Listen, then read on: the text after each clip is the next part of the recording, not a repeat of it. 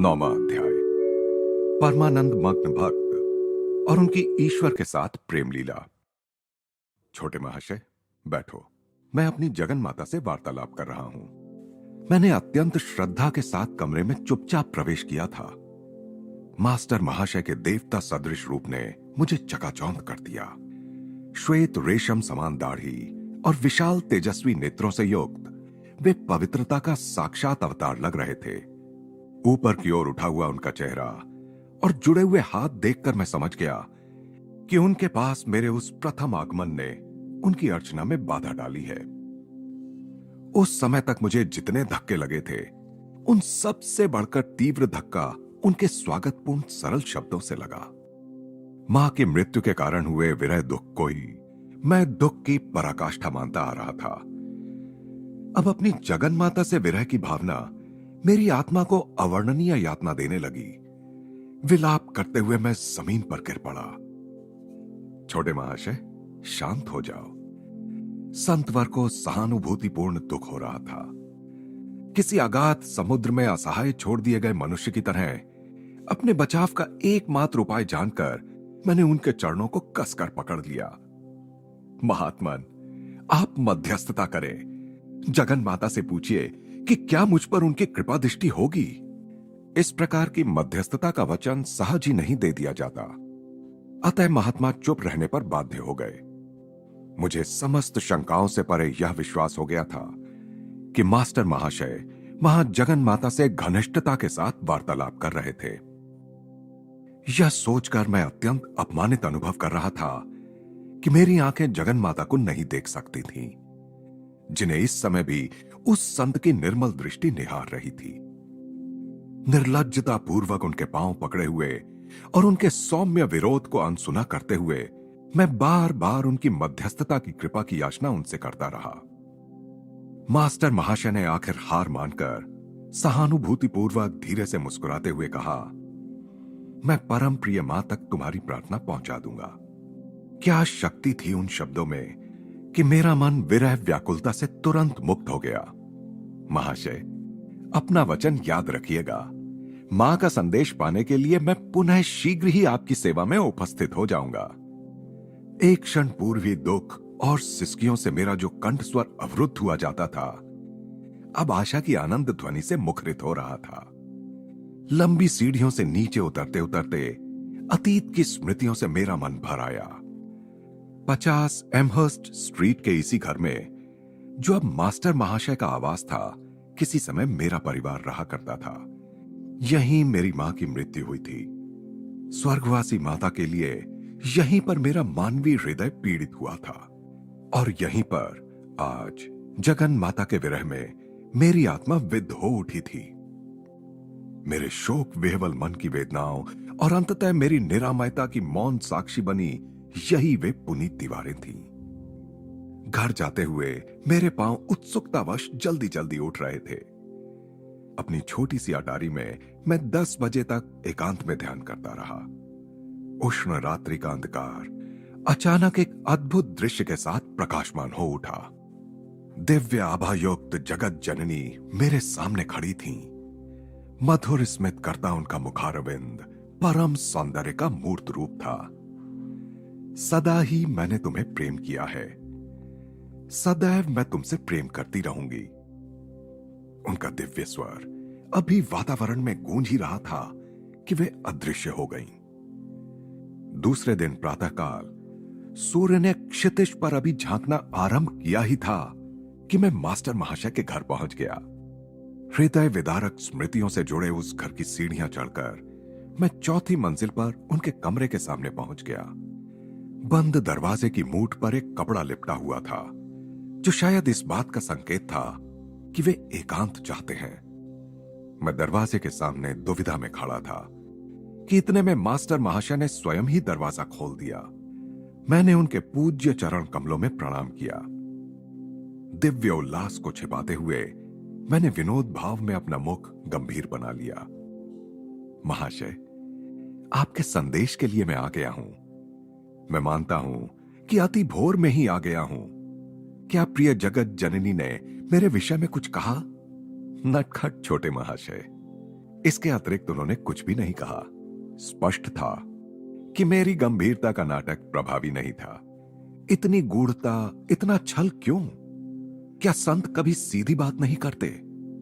मैं शायद थोड़ा चिढ़ गया था। क्या मेरी परीक्षा लेना अनिवार्य है? उनकी शांत आंखें समझदारी और विवेक से भरपूर थीं।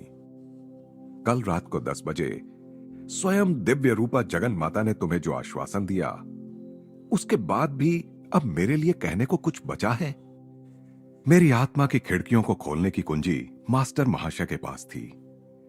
मैंने पुनः उनके चरणों में साष्टांग प्रणिपात किया, परंतु इस बार मेरी आंखों से जो अश्रु बह रहे थे वे अतीव हर्ष के थे, दुख के नहीं।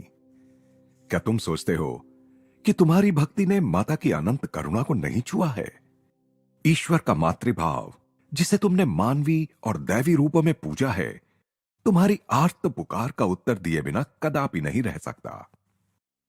ये सीधे साधे संत कौन थे जिनका परम सत्ता से किया गया छोटे से छोटा अनुरोध भी मधुर स्वीकृति पा जाता था? इस संसार के जीवन में उनकी भूमिका अत्यंत साधारण थी, जो मेरी दृष्टि में विनम्रता के सर्वश्रेष्ठ व्यक्ति के अनुरूप थी। एमहर्स्ट स्ट्रीट के इस घर में मास्टर महाशय लड़कों के लिए एक छोटा सा हाई स्कूल चलाते थे। उनके मुंह से कभी डांट फटकार का कोई शब्द नहीं निकलता था। उनका अनुशासन किसी नियम या छड़ी की वजह से नहीं था। इन सादगी युक्त कक्षाओं में सच्चा उच्चतर गणित सिखाया जाता था, और सिखाया जाता था प्रेम का रसायन शास्त्र, जिसका पाठ्य पुस्तकों में कभी कोई उल्लेख भी नहीं मिल सकता। अगम्य प्रतीत होने वाले नीरस उपदेशों की अपेक्षा आध्यात्मिक संसर्ग के द्वारा ही वे अपने ज्ञान का प्रसार करते थे। जगत जननी के विशुद्ध प्रेम में वे इतने चूर रहते थे कि मान अपमान की बाह्य औपचारिकताओं की ओर उनका कोई ध्यान ही नहीं रहता था। उन्होंने मुझसे कहा, मैं तुम्हारा गुरु नहीं हूं, तुम्हारे गुरु थोड़े समय बाद आएंगे। उनके मार्गदर्शन में प्रेम और भक्ति के रूप में तुम्हें मिली ईश्वर की अनुभूतियां उनके अगाध ज्ञान की अनुभूतियों में रूपांतरित हो जाएंगी। प्रतिदिन दोपहर ढलते ढलते मैं एमहर्स्ट स्ट्रीट में उनके घर पहुंच जाता। मुझे मास्टर महाशय के उस दिव्य चषक की चाह रहती थी, जो इतना लबालब भरा हुआ था कि उसकी बूंदें प्रतिदिन मेरे ऊपर छलकती थीं। पहले कभी भी इतने भक्ति भाव से मैं नतमस्तक नहीं हुआ था। अब तो मास्टर महाशय के चरण स्पर्श से पुनीत हुई भूमि पर केवल चलने का अवसर मिलने को भी मैं अपना सौभाग्य मानने लगा।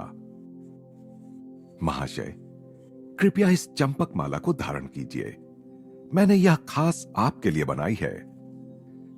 एक दिन शाम को मैं अपनी पुष्पमाला हाथ में लिए उनके घर पहुंच गया, परंतु बार बार इस सम्मान को अस्वीकार करते हुए वे संकोच से पीछे हट गए। मेरे दुख का अनुभव करते हुए अंततः उन्होंने मुस्कुराते हुए उसे स्वीकार कर लिया। चूंकि हम दोनों ही मां के भक्त हैं, इसलिए इस शरीर में वास करने वाली मां के प्रति अपनी श्रद्धा के रूप में तुम वह माला इस देह मंदिर को पहना सकते हो। उनके विशाल स्वभाव में कहीं तनिक भी जगह नहीं थी कि अहंकार अपना पग जमा सके। कल हम मेरे गुरु के वास से सदा के लिए धन्य हुए दक्षिणेश्वर के काली मंदिर चलेंगे। मास्टर महाशय ईसा सदृश गुरु श्री रामकृष्ण परमहंस के शिष्य थे। अगले दिन सुबह दक्षिणेश्वर तक की 4 मील की यात्रा हमने नाव से तय की। काली के 9 गुंबदों वाले मंदिर में हमने प्रवेश किया, जहां मां काली और शिव की मूर्ति अति कौशल से निर्मित चांदी के चमकदार सहस्र दल कमल पर विराजमान है। मास्टर महाशय आनंद से प्रफुल्लित हो उठे। वे अपनी प्रियतम मां के साथ अथक प्रेम लीला में मग्न थे। जैसे जैसे वे मां का नाम जपते जा रहे थे, मेरा आनंदित मन मानो उस सहस्र दल कमल की तरह ही सहस्र धाराओं में फूट पड़ रहा था। कुछ देर बाद हम दोनों उस पुण्य भूमि में टहलते टहलते झाऊ के झुरमुट में जाकर रुक गए। इस पेड़ की विशेषता स्वरूप इससे झरने वाला मधुर रस मानो मास्टर महाशय से झरते अमृत का प्रतीक था। उनका नाम जब चलता ही जा रहा था। झाऊ के गुलाबी पर्दार पुष्पों के बीच मैं घास पर सख्त निश्चल शरीर से बैठा रहा। उतने समय के लिए मैं शरीर को भूलकर दिव्य लोकों की यात्रा करता रहा। इस संत के साथ की गई दक्षिणेश्वर की अनेक तीर्थ यात्राओं में यह प्रथम थी। मास्टर महाशय से ही मैंने ईश्वर के मातृत्व पक्ष या ईश्वरीय करुणा के माधुर्य को जाना। उस शिशु सरल संत को ईश्वर के पितृत्व पक्ष या ईश्वरीय न्याय में कोई रुचि नहीं थी। कठोर, सटीक, गणितीय निर्णय की कल्पना ही उनके कोमल स्वभाव के विपरीत थी। ये तो पृथ्वी पर स्वर्ग के साक्षात देवताओं के प्रतिरूप हैं। एक दिन उन्हें प्रार्थना करते देख मेरे मन में उनके प्रति प्रेम से भरकर यह विचार उठा। किसी प्रकार की निंदा, आलोचना या गुण दोष का विचार कभी उनके मन में नहीं उठा। वे तो इस जगत को आद्य पवित्रता से चिर परिचित अपनी दृष्टि से ही निहारते थे। उनकी काया, वाणी, मन, कर्म सब कुछ उनकी आत्मा की सरलता के साथ सहज सुसामंजस्य रखते थे। मेरे गुरुदेव ने मुझे यही बताया था। अपने हर उपदेश को किसी प्रकार के आग्रह या अधिकार वाणी के बिना इसी श्रद्धा पूरित वाक्य के साथ वे समाप्त करते थे। श्री रामकृष्ण के साथ मास्टर महाशय की एकात्मता इतनी गहरी हो गई थी कि अपने किसी भी विचार को अब वे अपना विचार नहीं मानते थे। एक दिन संध्या समय मास्टर महाशय और मैं एक दूसरे का हाथ थामे उनके स्कूल के पास वाले रास्ते पर चल रहे थे और तभी मेरा आनंद फीका हो गया जब एक परिचित घमंडी व्यक्ति वहां आ पहुंचा। उसने अपने लंबे प्रवचन से हमें तंग कर दिया। मैं देख रहा हूं कि तुम इस आदमी से प्रसन्न नहीं हो। मास्टर महाशय की मेरे कान में यह फुसफुसाहट अपनी ही बातों में मग्न उस घमंडी को सुनाई नहीं दी। मैंने इस बारे में जगन माता को बता दिया है। उन्हें भी हमारी दुखद परिस्थिति का ज्ञान है। उन्होंने वचन दिया है कि जैसे ही हम उस लाल मकान के पास पहुंचेंगे वे इस आदमी को एक अत्यावश्यक काम की याद दिला देंगी। मेरी दृष्टि उस मुक्ति स्थल पर लगी रही। उसके लाल द्वार पर पहुंचते ही अपना अधूरा वाक्य भी पूरा किए बिना और कुछ भी कहे बिना वह व्यक्ति अचानक मुड़कर चला गया। विक्षुब्ध वातावरण में फिर से शांति छा गई।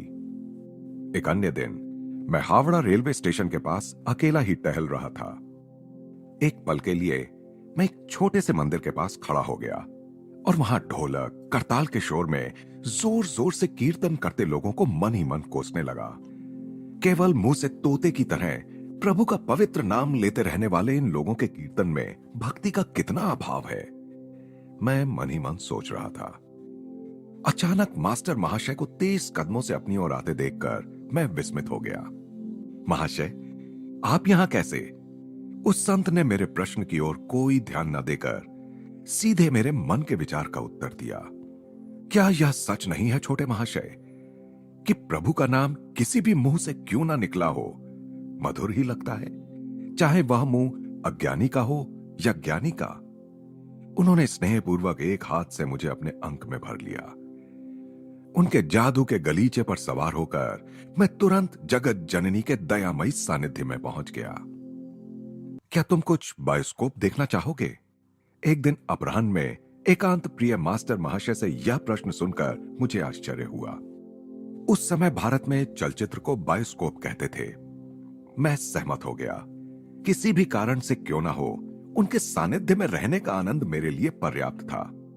द्रुत गति से चलते हुए थोड़ी ही देर में हम कोलकाता विश्वविद्यालय के सामने स्थित बगीचे में पहुंच गए। मास्टर महाशय ने वहां जलकुंड के पास स्थित एक बेंच की ओर इशारा किया। यहां कुछ देर बैठते हैं। मेरे गुरुदेव ने मुझे बताया था कि जब भी कोई जलाशय दिखाई दे तो ध्यान करना चाहिए। यहां यह शांत जल ईश्वर की विराट शांति का स्मरण कराता है। जिस प्रकार जल में सभी वस्तुओं का प्रतिबिंब पड़ता है, उसी प्रकार संपूर्ण ब्रह्मांड विश्व चैतन्य में प्रतिबिंबित होता है। मेरे गुरुदेव प्रायः यह कहते थे। थोड़ी देर बाद हम विश्वविद्यालय के एक कक्ष में गए जहां एक लेक्चर चल रहा था। बीच बीच में स्लाइड से चित्र भी दिखाए जा रहे थे, किंतु वह लेक्चर और स्लाइड शो दोनों ही समान रूप से अत्यंत नीरस थे। तो यह है वह बायोस्कोप जो मास्टर महाशय मुझे दिखाना चाहते थे। मैं अधीर हो उठा था, परंतु चेहरे पर उकताहट का कोई भाव लाकर मैं मास्टर महाशय को दुखी नहीं करना चाहता था। इतने में वे चुपचाप मेरी ओर झुके। मैं देख रहा हूं छोटे महाशय कि तुम्हें यह बायोस्कोप अच्छा नहीं लग रहा है। मैंने यह बात जगत जननी को बता दी है और उन्हें भी हम दोनों से पूर्ण सहानुभूति है। उन्होंने मुझसे कहा है कि अभी बिजली की रोशनी बंद हो जाएगी और पुनः तब तक नहीं जलेगी जब तक हम दोनों यहां से खिसक ना लें। जैसे ही मेरे कान में चल रही उनकी यह फुसफुसाहट समाप्त हुई, कक्ष में अंधेरा छा गया। अब तक ऊंची आवाज में जोर जोर से व्याख्यान दे रहे प्रोफेसर महोदय की वाणी विस्मय से एक पल के लिए रुक गई और फिर उन्होंने कहा, इस कक्ष की विद्युत प्रणाली में कुछ गड़बड़ मालूम होती है। इतने समय में मास्टर महाशय और मैं उस कक्ष के द्वार से बाहर निकल चुके थे। बरामदे में से जाते हुए मैंने पलटकर पीछे देखा तो उस कक्ष में फिर से रोशनी हो गई थी। छोटे महाशय, उस बायोस्कोप से तुम निराश हो गए थे, परंतु मैं समझता हूं कि तुम्हें एक दूसरा बायोस्कोप अवश्य पसंद आएगा। मास्टर महाशय और मैं विश्वविद्यालय भवन के सामने एक फुटपाथ पर खड़े थे। उन्होंने हृदय के स्थान पर मेरी छाती पर धीरे से थपकी दी। उसी के साथ मुझ पर एक अद्भुत निस्तब्धता छा गई। जिस प्रकार ध्वनि यंत्र में खराबी आ जाने पर आधुनिक सिनेमा भी मूक चलचित्र बन जाते हैं, उसी प्रकार विधाता के हाथ ने किसी अगम्य चमत्कार के द्वारा जगत के सारे कोलाहल का गला घोंट दिया। पदयात्री, ट्राम गाड़ियां, मोटर कारें, बैलगाड़ियां, लोहे के चक्कों वाली घोड़ा गाड़ियां, सब बिना कोई आवाज किए इधर से उधर आ जा रहे थे। मैं अपने पीछे, दाएं, बाएं के सभी दृश्य वैसे ही देख रहा था जैसे अपने सामने के दृश्य। मानो मेरी दृष्टि सर्वव्यापी हो गई हो। कोलकाता के उस छोटे से हिस्से की समस्त गतिविधियों का परिदृश्य मेरे समक्ष बिना कोई आवाज किए चल रहा था। राख की पतली परत के नीचे नजर आने वाली अग्नि की दीप्ति के समान मध्यम प्रभा सारे परिदृश्य में व्याप्त थी। मेरा अपना शरीर उस परिदृश्य में विद्यमान अनेक परछाइयों से अधिक कुछ भी नहीं लग रहा था। फर्क सिर्फ इतना था कि मेरे शरीर की परछाई निश्चल थी, जबकि अन्य सभी परछाइयां बिना किसी आवाज के इधर उधर आ जा रही थीं। कई लड़के जो मेरे मित्र ही थे मेरी ओर आए और चले गए। यद्यपि उन्होंने मेरी ओर सीधे देखा, परंतु उसमें पहचान का कोई संकेत तक नहीं था। इस अद्वितीय मूक नाट्य ने मुझे एक अवर्णनीय आनंद से विभोर कर दिया। मैं किसी आनंदामृत के झरने से जी भरकर अमृत पान कर रहा था। अकस्मात मेरी छाती पर पुनः मास्टर महाशय का कोमल आघात हुआ। जगत का कर्ण कर्कश कोलाहल मेरी अनिच्छुक श्रवणेंद्रियों पर टूट पड़ा। मैं लड़खड़ाया जैसे किसी ने अत्यंत नाजुक स्वप्न से निष्ठुरता पूर्वक जगा दिया हो। वह दिव्य मदिरा मेरी पहुंच से बाहर हटा दी गई थी। छोटे महाशय, मैं देख रहा हूं कि यह दूसरा बायोस्कोप तुम्हें अच्छा लगा। वे मुस्कुरा रहे थे। मैं कृतज्ञतावश उनके सामने भूमि पर माथा टेकने के लिए झुकने लगा।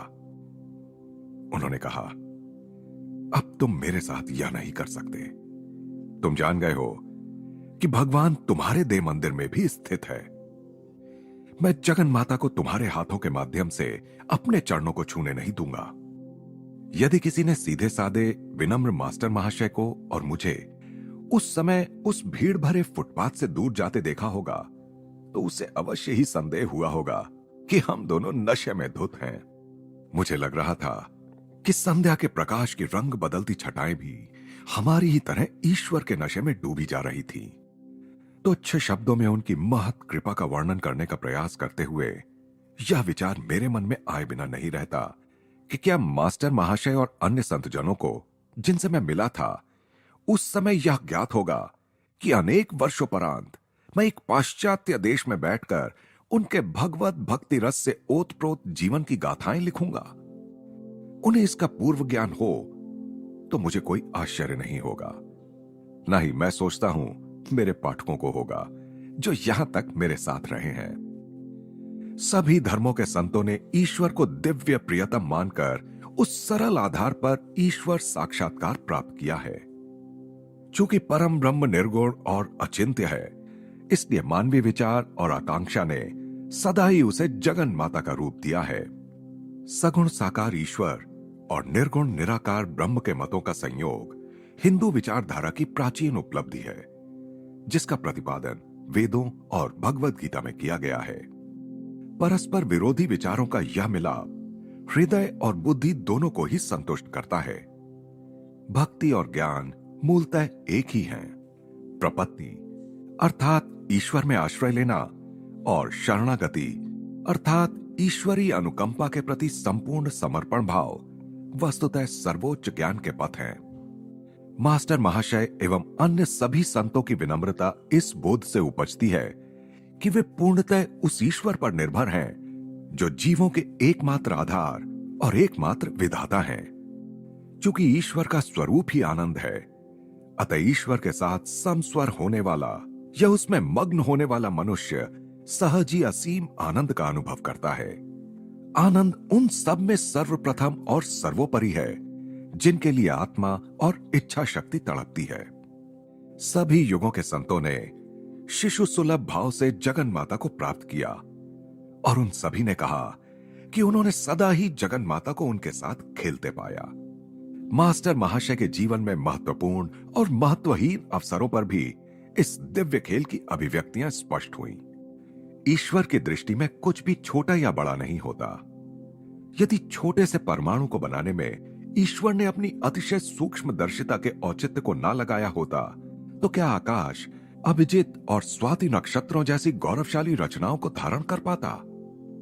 महत्वपूर्ण और महत्वहीन का भेद प्रभु के लिए निश्चय ही अज्ञात है, अन्यथा एक सुई के अभाव में पूरा ब्रह्मांड ही ढह जाए।